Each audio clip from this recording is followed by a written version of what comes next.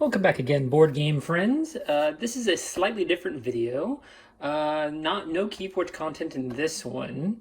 I will take no offense if you want to click off of here, but I had asked the question if anyone wanted to hear my Gen Con experience. So I thought I would talk about my Gen Con experience this last weekend and show the board games I got. So it's going to be kind of it's an unscripted video as usual. And I don't have a super concrete plan of how I'm going to talk about these things, but I'll do my best. There'll be some cuts here and there, but yeah, hope you enjoy. So just talking about my Gen Con experience real quick. I went all 4 days.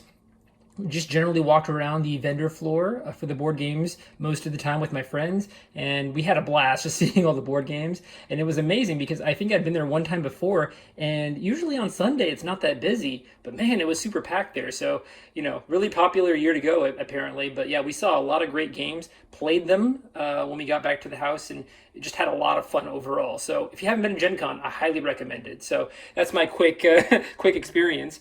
So let's start going through some of the games that I've gotten. All right, so to start with, this is Everything Ever. It's a 2 to 10 player game, which is great because it can accommodate a wide variety of gaming groups. 2 to 10 player game by Floodgate Games. And in this game, you are basically just naming everything you can in various categories. So right here we have every movie with a color in the title. Over here we have every movie with the word movie in it, so a couple movie-based ones. This would be shuffled better usually.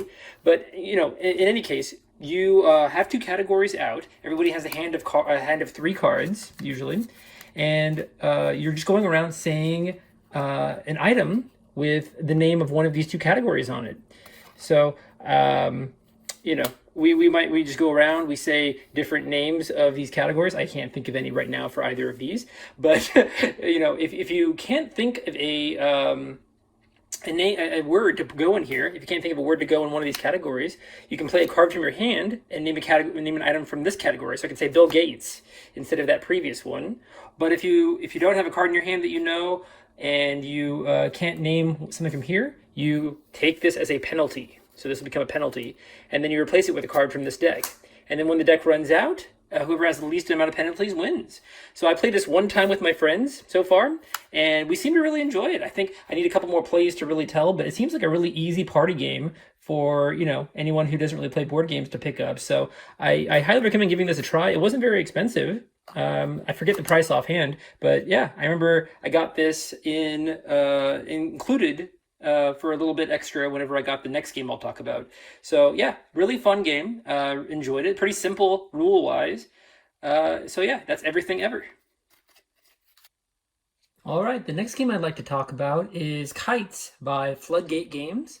In this game, you and the other players are flying kites. So all of these colored sand timers represent the kites you're flying, and this white one represents the weather. And so players have all these cards in their hand, and on their turn, a player will play one of their cards and flip over those timers. So in this case, I'll flip over the yellow and the blue, and then while the timers are ticking down, these kites are up in the sky. So the goal of this game, and then you draw a card, the goal of this game is to get through the entire deck of cards in everybody's hands while keeping all the kites up in the sky. So I played this orange and blue one, so I'd flip these. Now the blue one's almost out, so I'd have to play one that has blue in it. I don't have one that's blue in it. I have this one that's blue and purple, so I'll turn over the blue and purple one. So this can get really hectic really fast. And yeah, you keep going. So you start the game off, I didn't do it before, but you start the game off by flipping this one. This timer can be flipped by playing any single card with one symbol on it, so I can flip this to flip that one over. And yeah, you just keep going until either one of these timers runs out, or you get through the entire deck in everybody's hands. So I played this once at a demo at Gen Con, and we seemed to have a lot of fun with it. We got to the very end before we kind of failed, and then me and Miss Editor played it once, and it was a bit hectic for both of us, but we got better and better at it. So I think this is one of those games that gets really satisfying the better you get at it and the more time you give it. So really enjoy it, and yeah, I highly recommend it. So yeah, that's Kites. Next we have Forbidden Jungle. It is a 2 to 5 player game from Gamewright. And like the other Forbidden games, it's a kind of a time limit based game where you are a crew of explorers that have crash landed into this jungle. And your goal is to find a portal in this map. There's various tiles. You can see there's a whole stack of tiles here. And some of these tiles, I should say, are portals. So they have various different sort of things, but then you have these portals around here. And you have other things like a configurator, which lets you move tiles around the map. You have a destruction switch, lets you destroy tiles. And you have other things like that. And the goal of the game is to find a portal and 4 crystals and get these 4 crystals all the way around one portal in any way, just like, I mean, not in any way, but just right next to a portal on all 4 sides. And then you have to go to have all players get to the portal so you can escape. So, but all the while you're doing that, you have these aliens that you're fighting, alien adults and alien larvae that are coming to attack you. So it's kind of hectic. We played it through once and we managed to beat it. We did play it on very easy mode, so the game has various difficulties depending on what you want to do. We started on novice because we weren't sure how hard it would be, but I recommend for anybody who plays a decent amount of board games, you could probably start on normal or even elite and have a really fun time with it. So yeah, looking forward to trying this again. That is Forbidden Jungle. All right, next we have the 2 to 4 player game Kabuto Sumo by BoardGameTables.com. And in this game, every player picks a bug that they want to play as. So we have bugs like this, and every bug has their own special piece shown in the upper corner.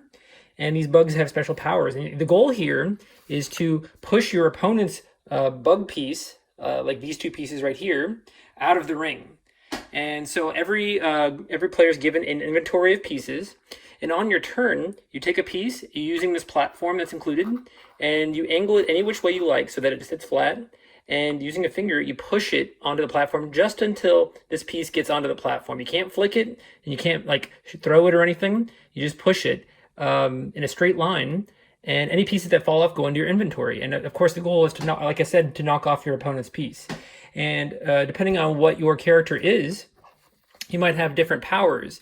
So this one says at the beginning of your turn, if your wrestler is touching the board edge, you can get a large piece, which is even bigger than this. So one of these guys, you can get a large piece into your inventory, or add the cactus piece. So we could choose to get this one, and then we could push this one on a later turn, which is kind of an oblong piece of definitely push them over. But yeah, you just push these pieces straight onto the platform, and whatever falls off goes into your inventory.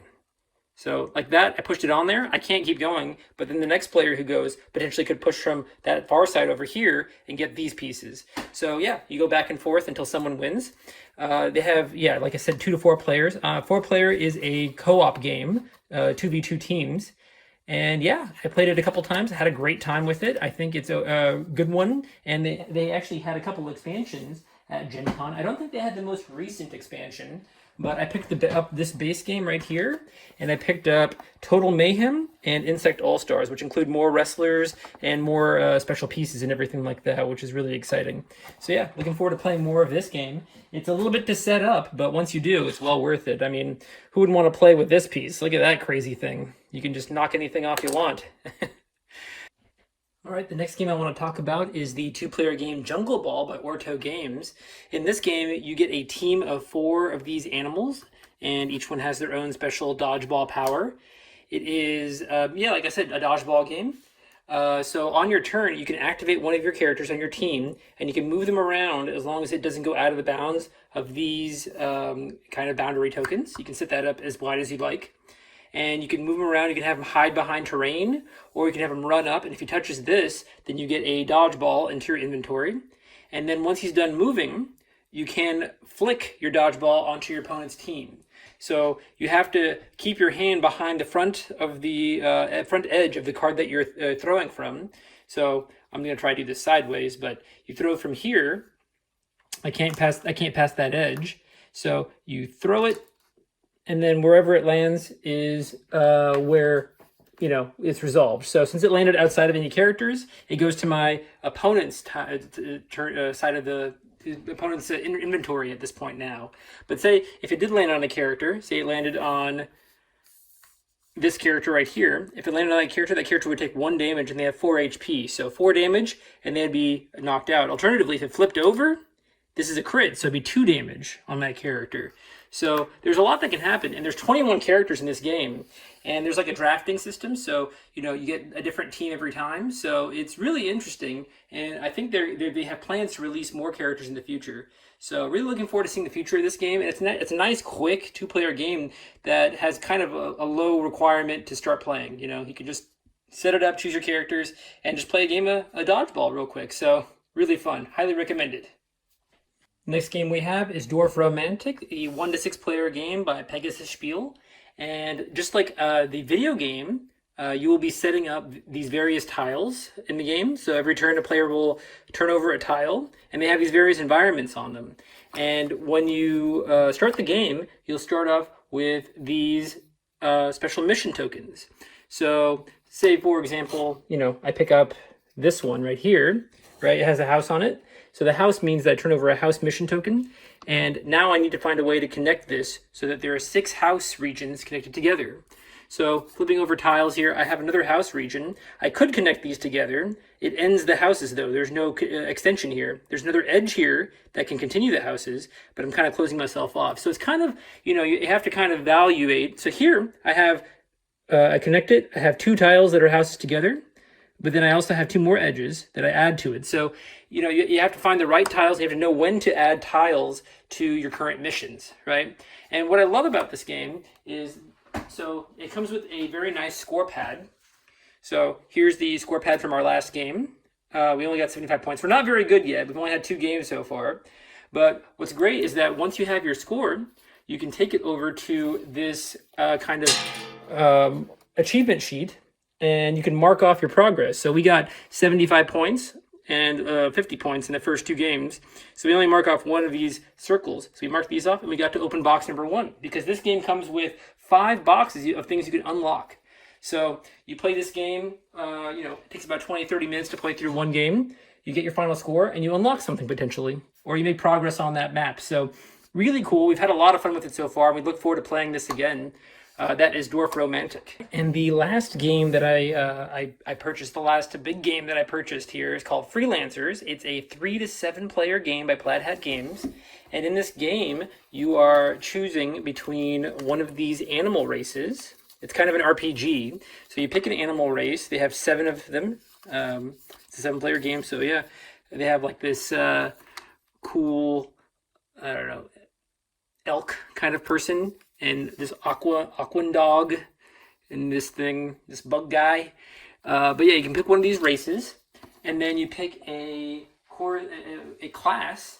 And so, for example, if I chose to be a Mauser, you get a Mauser sheet, and then you can get a class sheet like a warrior, and you can kind of tear these off. These are one-time use disposable sheets you can write on, and then you're building your characters. You're a Mauser warrior in this case, and you can name them. You can kind of fill out a backstory for them. And the game's really about kind of giving the best outcome for your character. You built this character, and you're kind of trying to get the best outcome for the character. So the way a lot of that works is with this kind of storybook-esque diagram. So this is a page of that diagram, and you'll be taking turns doing actions on pages like this. And the game actually has a web app that is free to use, and you put everything you need to put into the app, and it'll run the game for you, give you story, and just help you handle a lot of the kind of work that goes into the game. But it's well worth it. Initially it looked like a lot to set up. There's quite a few components in the box here. But once you go through, maybe any tutorial video on YouTube, I recommend Watch It Play. They do a great tutorial video on this. But yeah, you go through any tutorial video, even use the web app to help you set it up. It's really, really, really fun. I highly recommend it. The game also has this map. So there's various maps with any quest you do. So this is map B. We did map A actually last night.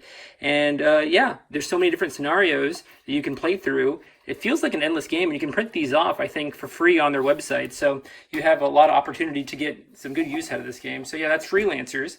It's hard to explain really how it works from moment to moment, but I hope I did a good enough job of explaining it to you. Basically, it's an RPG, and it's great for anybody who wants to get into RPGs. But me and my friends who are, kind of seasoned D&D players, we really enjoyed it last night. We really had a great time with this one, so highly recommended. So some other purchases I made were for D&D. The first is this. I can't set it up, but it's a castle kind of environment for D&D. I've always wanted kind of like a modular set, and this one has a lot of little kind of boxes you can use to move around and set up in any which way. Very versatile. You can use that a lot. And I got another one of those for towns. So I have a town environment and castle environment. Those kind of pop up a lot in D&D, so very, very useful. Of course, being a D&D player, I had to get some things that I roll. But where do you roll them? On a Gencon 2023 dice tray, which I really, really like the color of this one. Really cool style. And folds up really nice. What better place to roll my Gencon 2023 limited Elixir Core set dice that I got. Really nice looking dice. Glad I got these. I haven't actually pulled them out yet, and they're pretty well fastened in there. But yeah, that's a beautiful dice. Ooh, high rolls. Already very good. Bodes well. But yeah, great purchase that I managed to get. And then I actually managed to win some dice. I went to a booth that had like a dice blind bag, and I managed to win this bag. Looks handmade. I got like a golden ticket out of a bag, and it came with some extra dice. So these dice came with the kind of mystery bag, but the rest of these I got from the golden ticket. I won a whole bunch of dice by opening that golden ticket, which is really cool. A lot of these ones are really, really small, which is kind of cute. So that was a nice surprise. But yeah, I think... Oh no, and then finally, the last thing I got for D&D were these dungeon generator cards. So you can play these out and they'll generate an auto dungeon for you. Really nice for if I need to make a dungeon on the fly. So yeah, that is everything I got from Gencon 2023. Apologies for the kind of all over the place video. First time doing a video like this, but if you have any questions and want more details about any of these board games, don't hesitate to leave a comment in the comments, and I'll be able to answer any questions you have on these. If you like these videos, let me know. I plan to go back to Keyforge content, so don't worry about this becoming too regular at the moment. But hey, let me know if you like these kinds of videos, because maybe once in a while I can do something like this again. So appreciate you guys watching. Leave a comment and like this video if you liked it, and please subscribe if you want to see more. You guys have a good day. Thanks again. Bye-bye.